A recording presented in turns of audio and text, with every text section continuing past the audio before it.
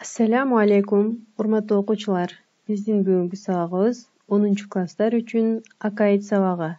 Сабактын мугаллими Бакирова Гүлшан. Биздин бүгүнкү сабакта өтө турган темабыз акыретке ыйман келтирүү темасы. Бул негизги параграфтын ичинен биз кайра тирилүү жана акырет абалдары деген теманы өтөбүз. Акырет күнүнүн абалдары. Акырет күнүндө катар менен төмөнкү абалдар болот. Өлгөндөн кийин кайра тирилүү, хашр жана махшар, эсеп китеп жана тараза, мизан, сыраат көпүрөсү, Кавсар көлү, шафаат, аараф, тозок жана бейиш. Акырет жашоосу кыяматтан кийин өлгөн адамдардын кайра тирилүүсү менен башталат. Кайра тирилүү Куранда баас сөзү менен келген. Сөздүк мааниси тирилтүү, жөнөтүү деген мааниде. Терминдик мааниси болсо, улуу Аллахтын акырет жашоосун жашоо үчүн адамдарды жаңыдан жандандыруусу. Ахли сүннөт аалымдары акыреттеги тирилүүнүн рух жана дененин биригүүсүнүн натыйжасында болуусу жөнүндө бир пикирге барышкан. Улуу Аллах Курани Каримде алгачкы жаратууну баштаганда өлүмдөн кийинки жаратууну кайталоочу да жалгыз өзү болгондугун жана бул нерселер ал үчүн оңой эле нерселер болгондугун баяндап өткөн. Рум сүрөсүнүн 27-аятына карап көрсөңөр болот. Дагы бир аятта ооба чындыгында биз анын манжаларынын учунан бери өз калыбына келтирүүгө кудуреттүүбүз деп айткан. Кыямат сүрөсүнүн 4-аяты. Андан кийинки абал кайра тирилүүдөн кийин бүткүл тирилген жандыктардын топтолуусу бул хашр жана махшар. Сөздүк мааниси бир коомду болгон жеринен мажбурлап чыгарып, бир майданга топтоо деген мааниде. Ал эми терминдик мааниси болсо, кыямат күнүндө жаңыдан тирилтилген жандыктардын суракка тартылуусу үчүн бир майданга топтолуусу. Курани Каримде кийин сур дагы бир үйлөнгөндө дароо тик турушуп күтүп калышат деп айтылган. Зумар сүрөсүнүн 68-аяты. Махшарда периштелер, жиндер жана инсандар тирилгенден кийин адам баласынын кичинеси, чоңу, акылдуусу, акылсызы баарысы бир жерде топтолот. Азирети пайгамбардан риваят кылынган хадистерге караганда, махшарда инсандар жылаңаяк, алгачкы төрөлгөнүндөгү сыяктуу сүннөтсүз, жылаңач жана кемчиликсиз абалда болот. Махшардагы күтүү аянтында күн жакындаштырылат. Инсандар болсо дүйнөдөгү абалдарына жараша түрдүү даражада тердешет. Ким канчалык күнөө иштерди азыраак кылса, ошолор азыраак тердешет. Махшар өтө кыйынчылыктуу жана коркунучтуу бир жер. Ал күнү баарысы чоң соттун эртерээк курулуусун жана өзүнүн сурагы эртерээк болуусун каалашат. Махшарда бардык адамдар, бардык жандыктар топтолгондон кийин ал жерде эсеп кысап жана мизан, тагыраак айтканда тараза болот. Махшар майданында баары топтолгондон кийин чоң бир сот жүргүзүлөт. Жазуучу периштелер тарабынан даярдалган амал дептерлери ээлерине берилет. Ыйманы менен жашап өткөндөргө оң жагынан, ал эми ыймансыздарга сол жана арка жагынан берилет. Курани Каримде ушундайча баяндалат. Китеби оң жактан берилгендерден оңой сурак алынат жана кубанган абалда үй бүлөсүнө кайтат. Китеби арка тарабынан берилген болсо, жок болууну каалайт жана алоолонгон отко киргизилет. Расулуллах саллаллаху алейхи вассалам кул 5 нерседен сурак бермейинче Раббисинин даргөйүнөн алыстабайт деп айткан. Тагыраак айтканда, ар бир адам ушул 5 нерседен сурак бермейинче Раббисинин даргөйүнөн алыстабайт. Алар өмүрүн кайсыл жерде каржагандыгынан, жаштыгын кандай өткөргөндүгүнөн, мал мүлкүн кайдан таап, эмнеге каржагандыгынан жана алган илимине кандай амал кылгандыгынан ушул нерселерден ар бир адам суралат. Андан кийин сыраат көпүрөсү болот. Сыраат сөздүктө жол, көчө деген маанилерге келет. Ал эми терминдик мааниси болсо тозоктун үстүнө курулган көпүрө. Мумундар бейишке бул көпүрөдөн өтүп барышат.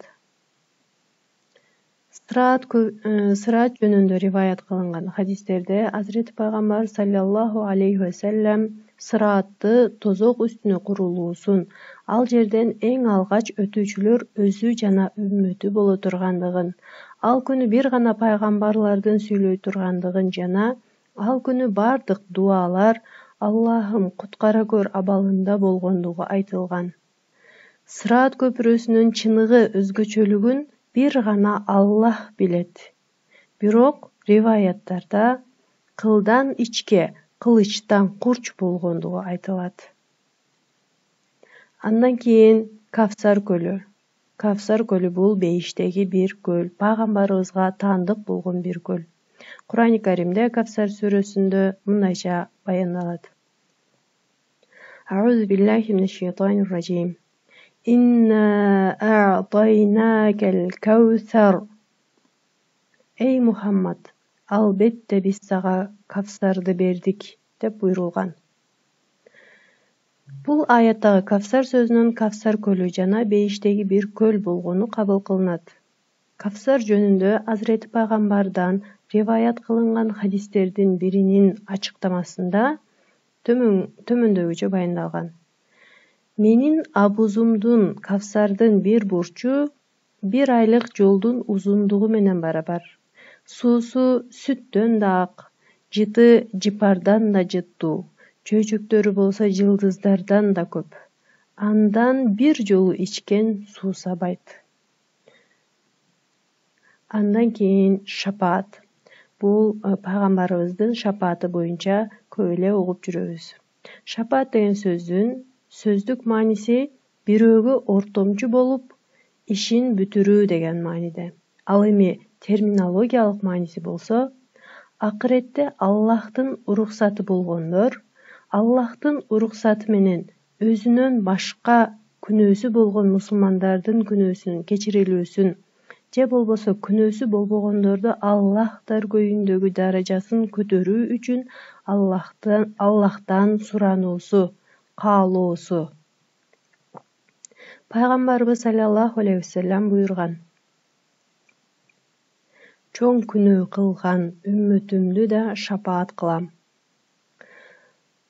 Демек, пайгамбарыбыздын бул сөзүнөн акыретте пайгамбарыбыздын шапаат кылуу өзгөчөлүгү бар экенин билсек болот. Ахли сүннөт аалымдарынын көз карашы боюнча шапаат бар жана албетте ишке ашат. Шафаатты үмүт кылган адамдарга бул чоң бир кутулуу. Чындыгында шафаатка жетүү үчүн дүйнөдө көп аракет кылуу керек. Аллах тарабынан берилген буйрук жана тыюуларга кылдаттык менен мамиле кылуу керек. Андан кийин Араф. Сөздүк мааниси чеп, сепилдин чокусу, тоо жана тоонун бийик жерлери деген маанилерге келет.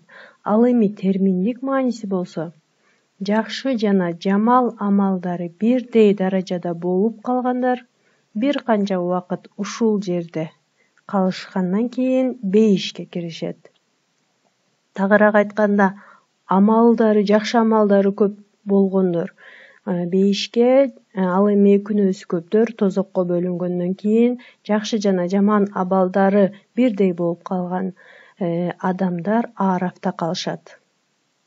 Кур'ани Каримде Араф сөзүнүн маанисинде Арафта тургандар жөнүндө баяндалган.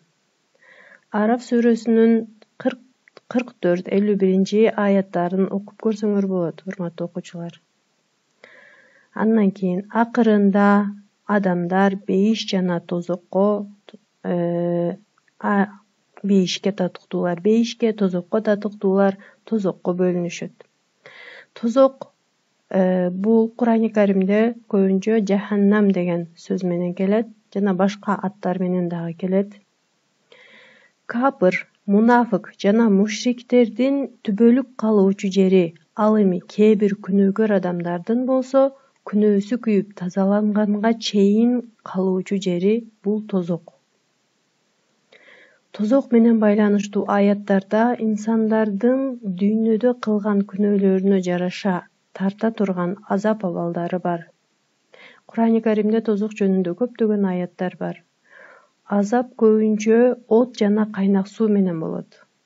Тозоклар териси күйүп куурулган убакта кайрадан азапты тата билүүсү үчүн жаңы тери жаратылат. Тозок түбүндө өскөн жемиш бир гана заккум дарагынын мөмөсү болот. Бул мөмөнү жегенде адамды көп суусатат. Бирок бир гана кайнак суудан иче алышат. Кур'ан аяттарынан бирөөсү төмөнкүчө. Чындыгында Аллах капырларды каргайт жана аларга жалындуу тозокту даярдап койгон. Алар ал жайда түбөлүк калышат. Дос да, колдоочу да таба алышпайт. Ахсап сүрөсү 64-65 аяттары. Мына ошентип эң акырында бейиш темасына же болбосо бейиш түшүнүгүнө келдик. Эми бул бейиш дүйнө жашоосунда Аллах Таалага ыйман келтирип жана Аллах Таала буйругандай жашап өткөн салих амалдарды көп аткарган адамдардын бара турган жайы бул бейиш. Бейиш Кур'ани Каримде көптөгөн аяттарда баяндалган жана көбүнчө жаннах же болбосо жаннатун деген сөз менен келген. Андан башка аттары менен да келген. Бейиш өсүмдүк жана дарактар менен топуракты жапкан бак деген сөздөн келип чыккан. Бейиш ыйман келтирген жана Алланын ыраазычылыгына ылайыктуу болгон салих амал кылгандарга Алланын берген ырайымы, ихсаны жана багыштоосу болуп саналат. Бейиште ал жерге киргендердин дүйнөдөгү амалдарына карап материалдык жана руханий ырахаттуулук тартууланат. Кур'ан жана хадистерде сүрөттөлгөн бул неаматтар өтө көп түрдүү болгондуктан аларды элестетүү же айтылгандарды түшүнүү да мүмкүн эмес. Такыбалар үчүн алыс болгон бейиш жакындатылат. Жогорку даражадагы бейиште эч бузулбай турган сүттөн болгон дарыялар, ичүүчүлөргө таттуу болгон суусундуктар, таза балдан бүткөн дарыялар бар. Мына ушундайча Кур'ани Каримде көптөгөн аяттарда бейиш жөнүндө, бейиште кандай абалдар, кандай жашоо болуусу жөнүндө көптөгөн аяттар бар. Ошону менен эле бирге бул дүйнөдө ыйман келтирип, ыймандуу болуп жашап, акыретке барган адамдарга, бейишке кирген адамдардын дагы эң жакын, эң жакшы бир аларды сүйүнчүлөгөн нерсе бул Аллах Тааланын жамалын көрүү. Кур'ани Каримде кээ бир жүздөр ал күнү албырып ээсине карашат деп буйрулуп, мумундар Алла Тааланы көрүүсү жана мындан чоң бактылуулук туюулары билдирилүүдө деп ушундайча Аллах Тааланын көрүлүүсү дагы болуусу Кур'ани Каримде баяндалган. Мына ушинтип урматтуу окуучулар, биздин бүгүнкү сабагыбыз бүттү. Айтканыбыздай эле Кур'ани Каримде көптөгөн бейиш жөнүндө аяттар бар. Силерге тапшырма ошол аяттарды таап, дептериңерге жазып келесиңер. Кийинки сабакка чейин аман туругула.